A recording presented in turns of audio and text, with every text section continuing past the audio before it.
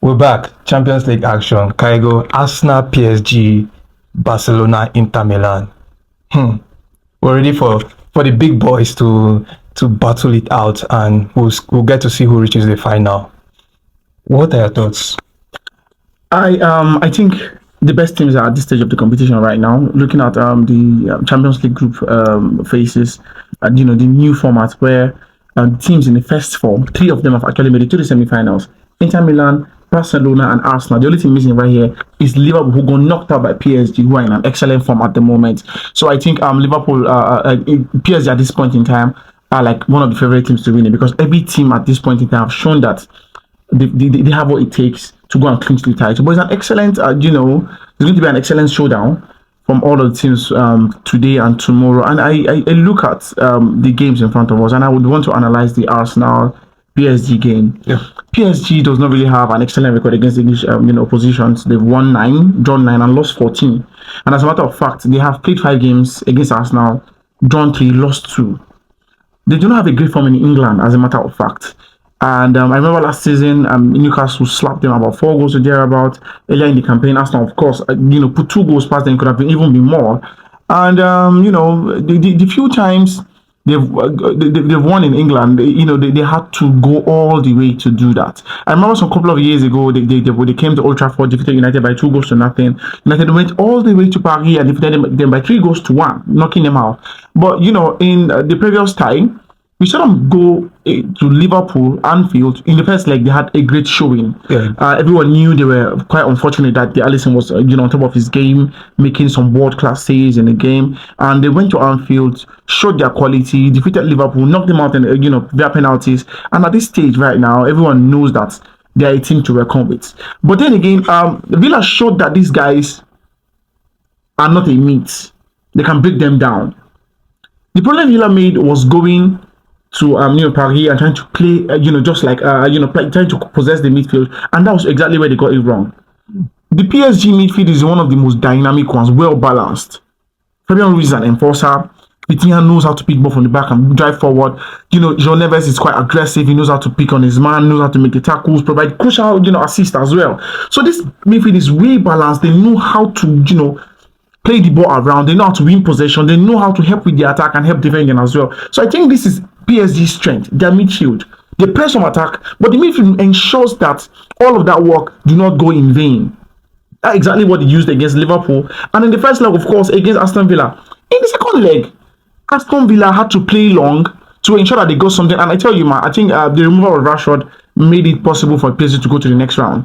I'll take it back to the first leg against Villa as well. But Villa's first goal, Morgan Rogers opened the scoring, and his goal came via a quick break. If Villa had capitalized on having quick breaks against PSG instead of trying to stay and play some possessive football, they would have probably advanced in that tie. And I'm sure Mikel Arteta has probably seen these games, and he's probably going to take advantage of that solution. But then again, you look at Arsenal's attack and the Villa attack. Arsenal, the Villa side actually have very speedy men in midfield, in attack, in all forms of attack, from the right wing to the center and the left wing. For Arsenal, Martinelli, of course, is one of the fastest players around. Saka is excellent, not really the fastest, but he's really fast. Then you have Mikel Merino, who have to come into the midfield to help, and then go to an advanced position to actually convert the position. And he's been brilliant for Arsenal. Very, very brilliant for Arsenal. And I think that is where Arsenal might probably have a little problem. But then again, in the first leg, Arsenal took advantage of set pieces and scored. Saka goal came via a free kick, and Kai Havertz goal came via a break and a cross, and past the goalkeeper as well. But I look at the PSG side and how PSG can probably hurt Arsenal as well. Is the fact that Arsenal will be playing without Thomas Partey. Thomas Partey's presence against their opponent in the last round ensured that against Real Madrid ensured that Arsenal could build properly from behind and absolutely dominate Real Madrid. Yeah. In the Arsenal team, the only person who is closer to him from building from the defense to the midfield is Jorginho, but Jorginho does not have that pace to cover up when they're out of possession. That is going to be a big problem. Declan Rice, as a register in that position, is a breaker. He knows how to stop tackles, but he does not know how to play those type of progressive passes, those passes in between the lines like Partey always registers. So I think that is where they're going to probably have a problem, and I think that is where PSG are going to try to capitalize on Arsenal. But in the first leg, I do not think Arsenal are going to lose at home to PSG. The fans are always going to show them a lot of support, Yep. and they're probably going to take advantage of a set piece, situation as well, like they did against Real Madrid. Madrid. But away in Paris, I think PSG might nick it. Why? Because I think the advantage of not having Partey in the first leg, Arsenal not going to lose today. Yeah, but it still depends. If Arsenal get to score more goals, going to Paris, it might be difficult for PSG to maybe Overturn, yes, I agree with that. Do a Because comeback I remember when Real Madrid were having a conversation about having a remontada, and I knew it was going to be very impossible. The last time Arsenal considered 3 goals in a game was far back as 2023, over 70 matches ago. There is no way on earth you are going to score 3 goals past Arsenal. And I'm very certain the PSG side have actually looked at this game and noticed that they need to break Arsenal down in a lot of these aspects. And within the ember months of last year, Arsenal was scoring a lot from set pieces. A lot. And I think a lot of things have figured out how to, tackle that situation. And yeah, they don't score a lot from corner kicks anymore. But PSG needs to be very wary. And the PSG backline, I think their weakest link is Marquinhos. Might be their captain, but he has an error per game to him, and I think this is where Arsenal needs to capitalize on. Mikel Merino should put an eye on Marquinhos and make sure that he makes him make a lot of errors. But then I look at the Arsenal team, and I think they probably might have a different way they want to line up today. Maybe Merino forcing to midfield. Rice plays, the register role. Odegaard is not really contributing a lot to the Arsenal side this season. Then we'll have Trossard in attack, but then again, you need an option from the bench. So that's why I'm not really sure Arsenal wants to set out this game, but I am almost certain Arsenal are not going to lose at home to Paris today. But overall, who is going to qualify? I think PSG might just make it. Okay. And in the second Champions League games to be played, Barcelona, Inter Milan. Tough game, exciting game. Barcelona, they at Real Madrid in the El Clasico Copa del Rey final at the weekend. Yes. Great game. Lamine Yamal, world class. When that guy play, phenomenal. I see Lionel Messi. That's what I see.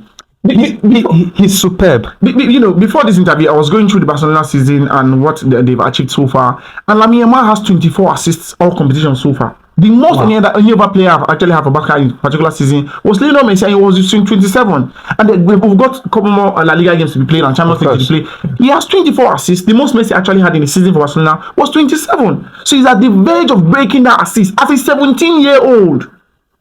God knows, I do not think there's ever been a 17-year-old that has been good as him.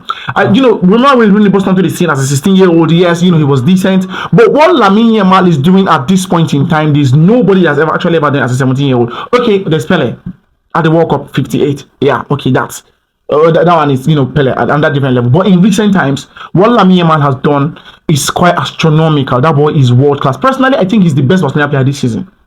If he's not playing for them, you can tell that these guys find it quite difficult to create chances, because that boy creates chances out of nothing. In the game against Real Madrid, they had 2 assists, really decent assists in that game. And overall, you know that this guy, integral part of the team, but I fear for him. I feel that they play him a bit too much now, and he's probably going to struggle later on in his career, because as a 17-year-old, you're not supposed to be playing these too many games at once.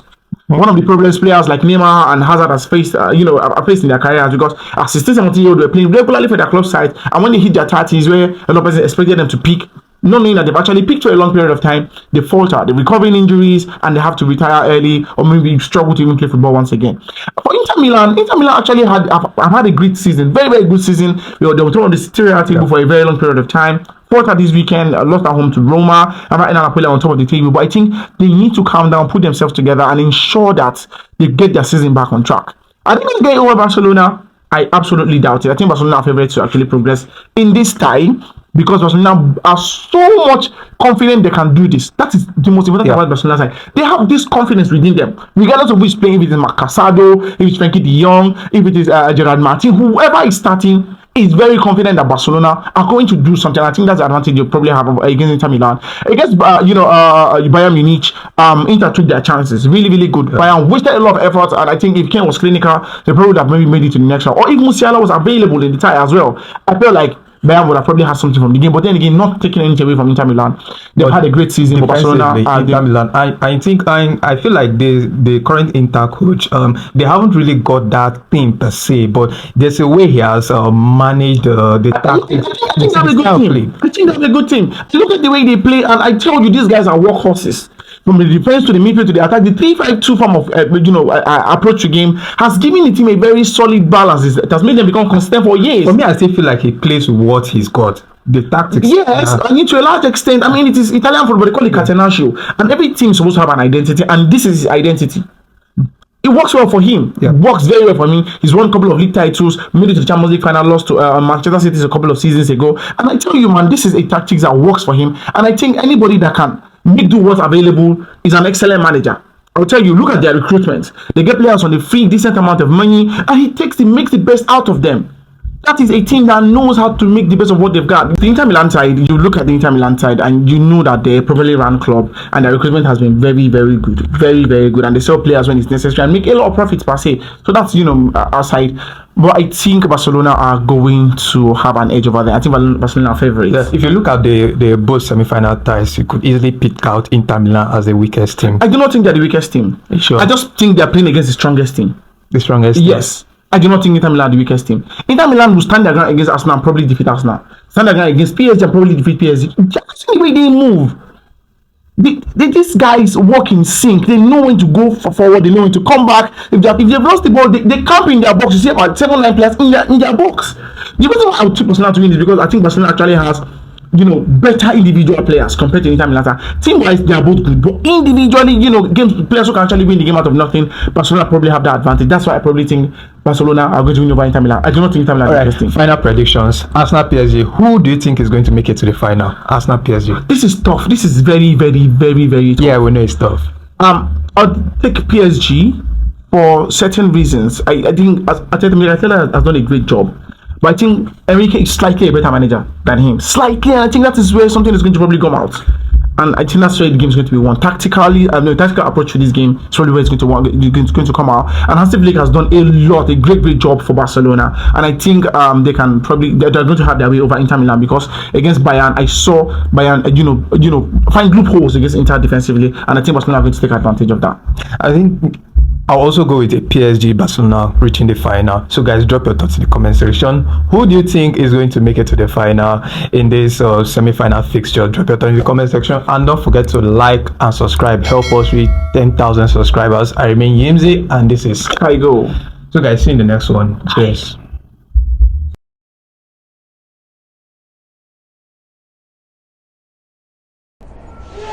Inside match, lackluster. I went and did Thanksgiving in church. Hear me and hear me well.